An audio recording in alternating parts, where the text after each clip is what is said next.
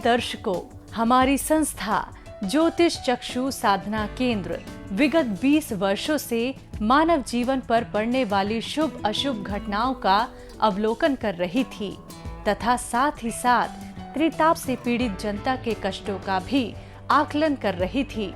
इन परिस्थितियों में अब यह संस्था मनुष्य जीवन के समस्त ताप संताप को समाप्त करने की दिशा में प्रयास कर रही है। उसी उपक्रम में यह कार्यक्रम आयोजित किया जा रहा है। अर्वाची सुभगे भवसीते बंदा महित्वाम यथा नः शुभगाससी यथा नः सुफलाससी।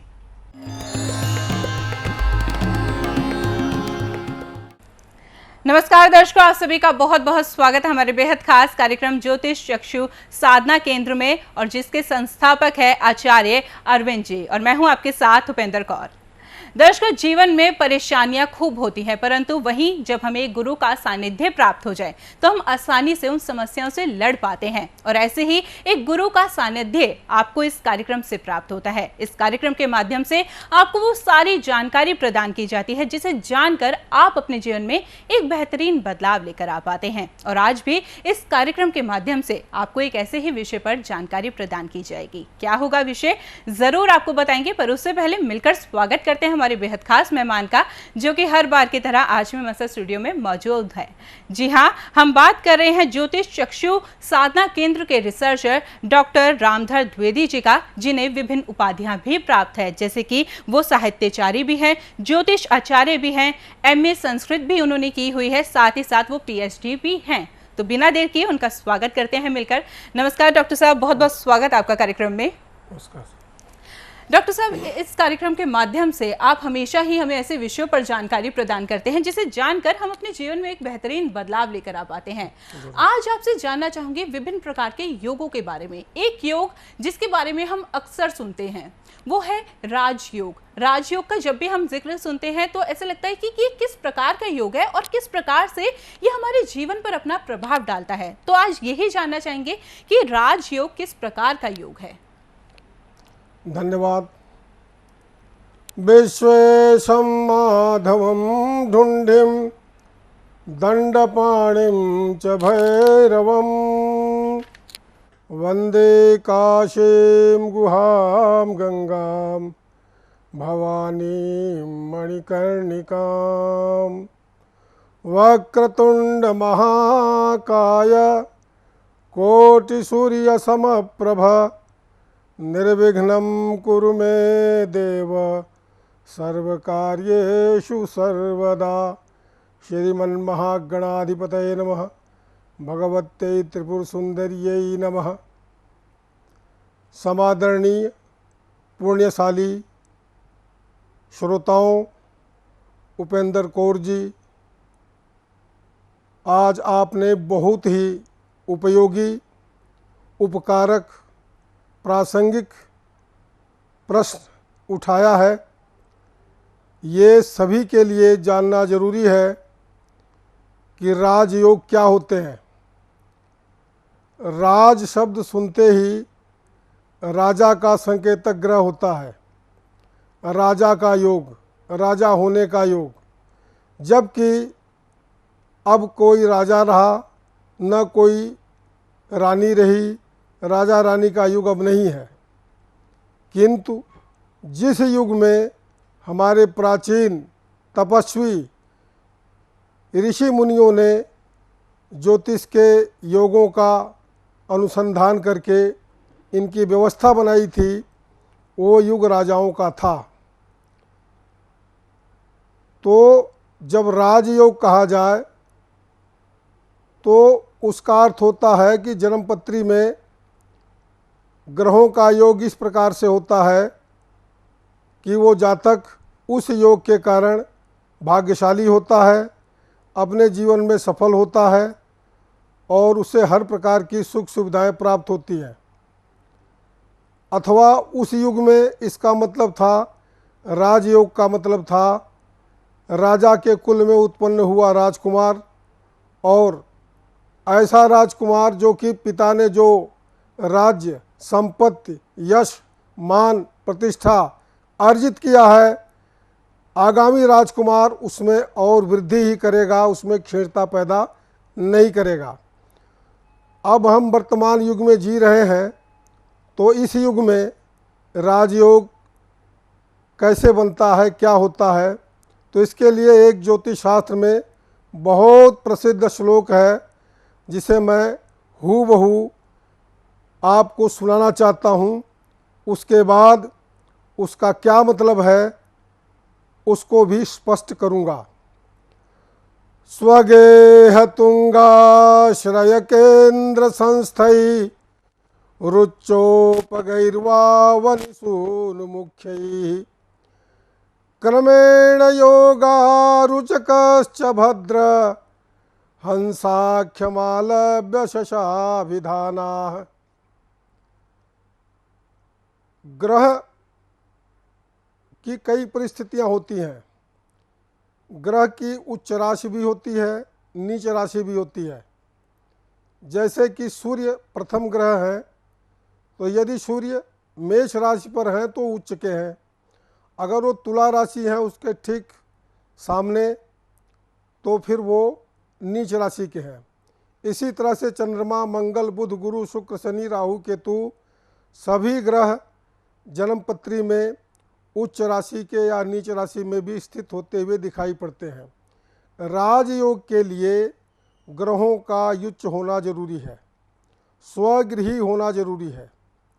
मंगल, बुध, गुरु, शुक्र, शनि आदि जो ग्रह हैं, यदि ये ग्रह स्वगृही हों, उच्च राशि में हों अथवा केंद्र में हों तो रुचक, भद्र, हंस, मालव्य और शश नामक 5 राजयोग बनते हैं। अब जैसे मंगल है, मंगल अपनी राशि में अर्थात मेष में हो या वृश्चिक में हो या उच्च का हो मकर राशि में हो, तो मेष, वृश्चिक, मकर राशि में हो और केंद्र में हो तो रुचक योग बनता है। यह रुचक भी राजयोग है। इसी तरह से बुध अपनी राशि में हो, अपनी उच्च राशि में हो, केंद्र में हो तो भद्र योग बनता है। बृहस्पति अपनी राशि उसकी है 9 और 12, धनु और मीन, उसमें स्थित हो, उच्च का हो, कर्क में उच्च का होता है, केंद्र में हो तो हंस योग बनता है। और शुक्र वृष, तुला में हो अथवा मीन का हो और केंद्र में हो तो मालव्य योग बनता है। शनि 10, 11, 7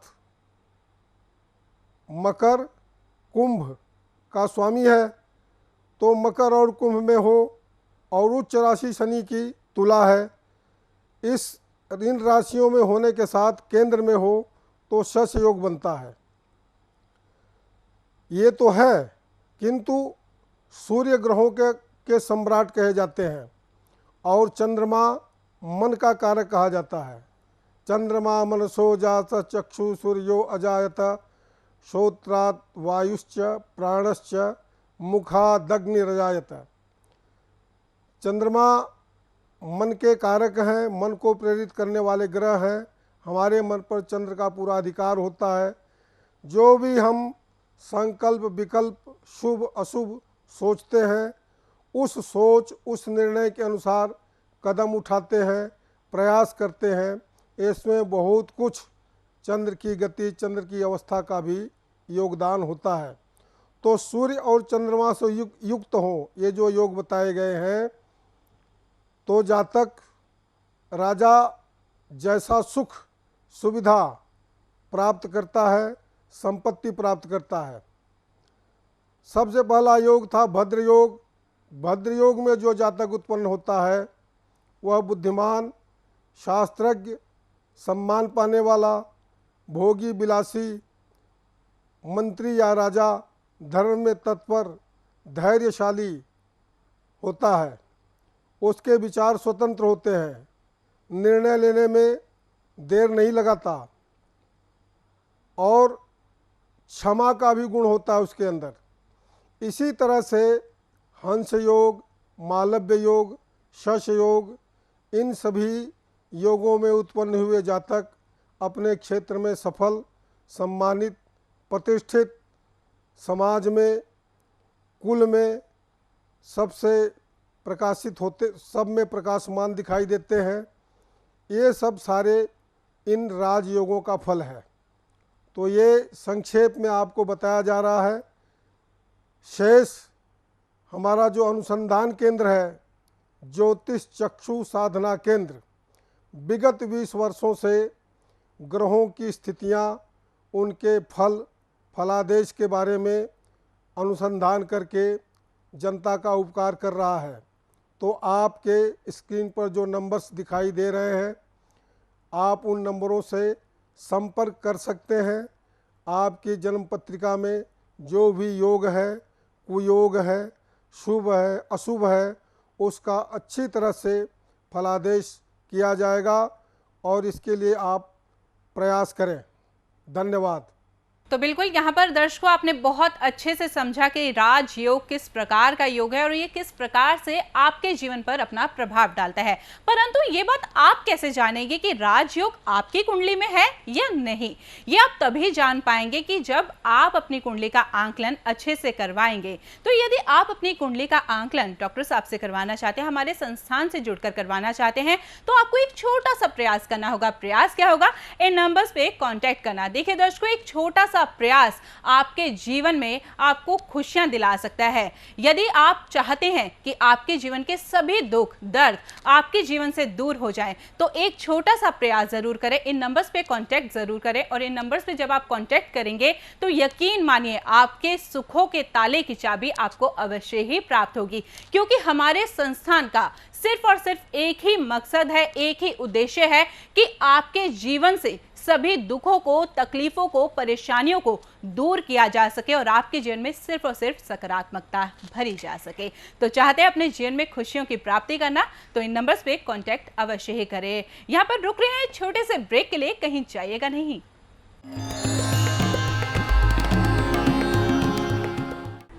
प्रिय दर्शकों, अनादिकाल से मानव आदि दैविक इत्यादि त्रितापों से संतप्त होता रहा है।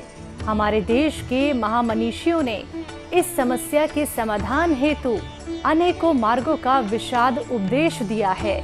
विगत 20 वर्षों से उक्त सभी मार्गों का अनुसंधान करके श्री विद्या के महान उपासक, ज्योतिष चक्षु साधना केंद्र के संस्थापक आचार्य श्री अरविंद जी ने सरलतम पद्धति का अन्वेषण किया है, जिसे समागम के माध्यम से जन जन तक पहुंचाना इनका लोकोपकारक लक्ष्य है। इस समागम में 10 साल से ऊपर की आयु के सभी व्यक्तियों का प्रवेश हो सकेगा।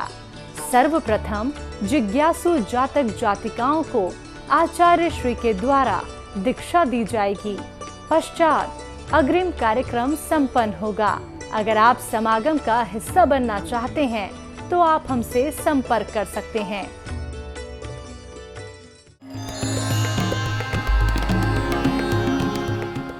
ब्रेक के बाद एक बार आप सभी का बहुत बहुत स्वागत है हमारे बेहद खास कार्यक्रम ज्योतिष चक्षु साधना केंद्र में। देखिए दर्शकों, ब्रेक में जाने से पहले हमने आपको जानकारी दी राजयोग के बारे में और भी विभिन्न प्रकार के योगों के बारे में, जिस योग के होने से आपके जीवन में आपको खुशियां प्राप्त होगी। परंतु कई योग ऐसे भी होते हैं जिसके होने से हमारी जिंदगी में उथल पुथल मच जाती है। चलिए जानते हैं और कौन कौन से योग होते हैं। यहाँ पे डॉक्टर साहब जानना चाहेंगे एक योग के बारे में जो अक्सर हम सुनते हैं, दरिद्र योग। जानना ये चाहेंगे दरिद्र योग किस प्रकार का योग है और किस प्रकार से ये व्यक्ति के जीवन पर अपना प्रभाव डालता है। पुण्यशाली दर्शकों, हर वस्तु का विपरीत भी होता है। यह संसार ही विपरीत ध्रुवों से बना हुआ है। रात के साथ दिन है, पुण्य के साथ पाप है, धर्म के साथ अधर्म है, ऊंचाई के साथ निचाई है। बिना इसके संसार चल नहीं सकता है। तो जैसे जन्म पत्री में राजयोग, राजाओं जैसी सुख सुविधा परिस्थिति देने वाले ग्रहों की स्थिति होती है, इसके विपरीत ही ऐसी स्थिति भी होती है कि व्यक्ति तमाम कोशिश करता है, निरंतर प्रयास करता है, दिन रात परिश्रम करता है, लेकिन उसको मनचाही सुख शांति नहीं प्राप्त हो पाती है।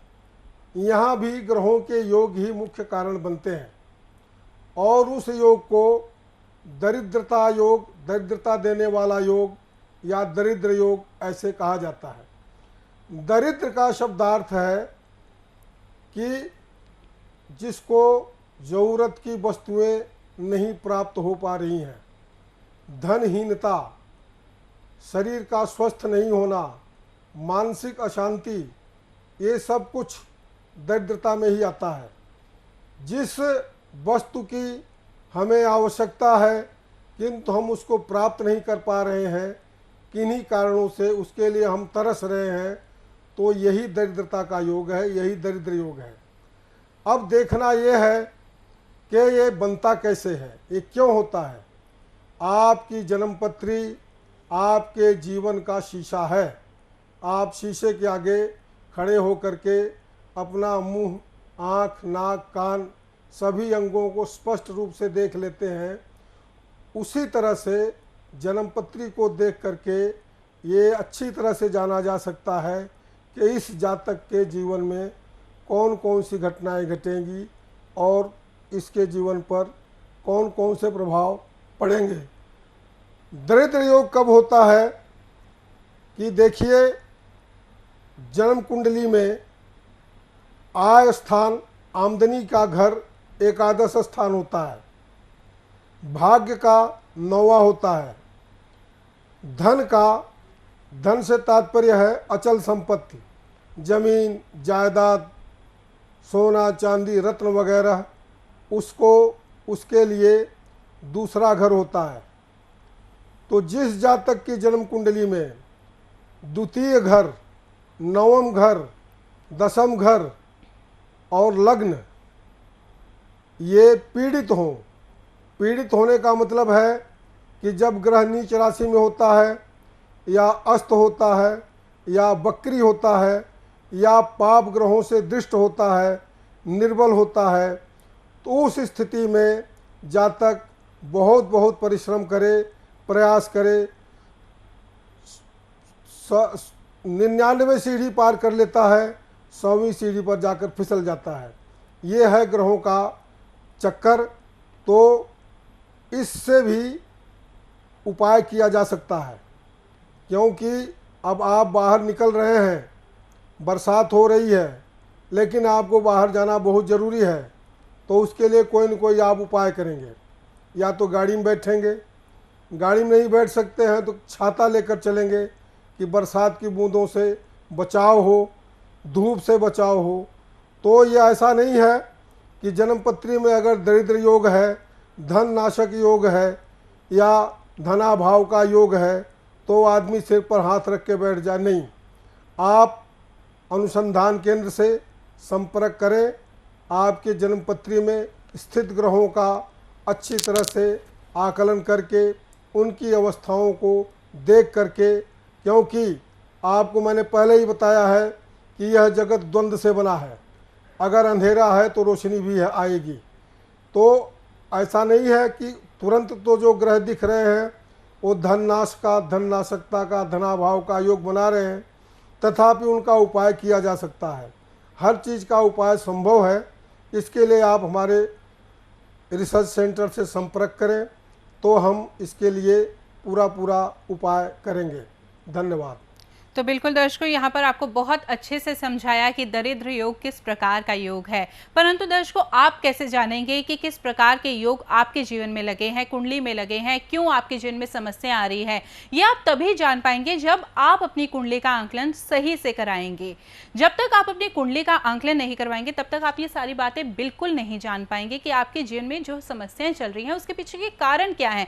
और जब तक आप कारण नहीं जानेंगे तो निवारण नहीं कर पाएंगे। और देखिए दर्शकों, हमारा संस्थान 20 सालों से आपके उत्थान के लिए तत्पर है और इस संस्थान का सिर्फ और सिर्फ एक ही उद्देश्य है कि आपका कल्याण हो सके, आपके जीवन में खुशियां भरी जा सके। क्योंकि जब हम मुसीबत में होते हैं या फिर हमारे जीवन में मुसीबतें जब आ जाती है तो हम निराश होकर बैठ जाते हैं कि चलिए अब तो हमारे जीवन से दुख जाएंगे ही नहीं। परंतु वहीं जब हमें एक आशा की किरण नजर आती है, एक गुरु का सानिध्य प्राप्त होता है जो हमें ये बताते हैं कि किस राह पर चलकर आप फिर से अपने लक्ष्य की प्राप्ति कर सकते हैं या फिर से आप अपने जीवन में खुशियां भर सकते हैं, तो ऐसे में हम खुश हो जाते हैं और दोबारा से हमारे मन में उम्मीद की किरण जाग जाती है और यही उम्मीद की किरण हमारा संस्थान आपके मन में जगाता है। तो यदि आप चाहते हैं कि आपके जीवन में खुशियों की प्राप्ति हो, हर प्रकार का सुख आपको प्राप्त हो जिसकी आपने कामना की है, तो ऐसे में छोटा सा प्रयास जरूर कीजिए, क्योंकि छोटा सा प्रयास आपके जीवन को बदल सकता है। छोटा सा प्रयास क्या होगा, इन नंबर्स पे कांटेक्ट करना। देखिए दर्शकों, आप कार्यक्रम से जुड़ना चाहते हैं तो भी आप इन नंबर्स पे कांटेक्ट कर सकते हैं, और यदि आपकी कॉल अभी कार्यक्रम में नहीं लग पाती तो भी आपको घबराने की आवश्यकता नहीं है। आप कार्यक्रम के बाद हमारे संस्थान में संपर्क साध सकते हैं। साथ ही देखिए दर्शकों, कार्यक्रम में हम कई बातें ऐसी होती है जो जिक्र नहीं कर पाते, तो ऐसे में यही होगा कि आप एक बारी पर्सनल अपॉइंटमेंट लेकर देखिए, क्योंकि जब आप पर्सनल अपॉइंटमेंट लेते हैं तो आप अपनी समस्याएं खुलकर बता पाते हैं और सही समय आपको मिलता है। तो यदि आप पर्सनल अपॉइंटमेंट लेना चाहते हैं, डॉक्टर साहब से बात करना चाहते हैं या फिर आचार्य अरविंद जी से बात करना चाहते हैं, तो आपको छोटा सा प्रयास करना होगा। क्या करना होगा, इन नंबर्स पे कांटेक्ट, जो नंबर्स लगातार आपके टीवी स्क्रीन पर फ्लैश हो रहे हैं। फिलहाल वक्त इशारा कर रहा है इस कार्यक्रम को यहीं पर विराम देने का। आचार्य जी, आप जुड़े, कीमती जानकारी दी, उसके लिए बहुत बहुत धन्यवाद। नमस्कार दर्शकों। ज्योतिष चक्षु मार्गदर्शिका मंगवाने पर आपको अपने जीवन से जुड़े किन्हीं 3 प्रश्नों का हमारी ज्योतिष रिसर्च टीम के द्वारा सटीक समाधान एवं उपाय बताए जाएंगे। इस सेवा का शुल्क मात्र 3100 रुपए है। साथ ही आप हमारी संस्था से वास्तु ज्योतिष, कर्मकांड एवं तंत्र मंत्र से जुड़ी हर समस्या का समाधान प्राप्त कर सकते हैं। संपर्क करें 9717430530 7669020941। ग्रह तेल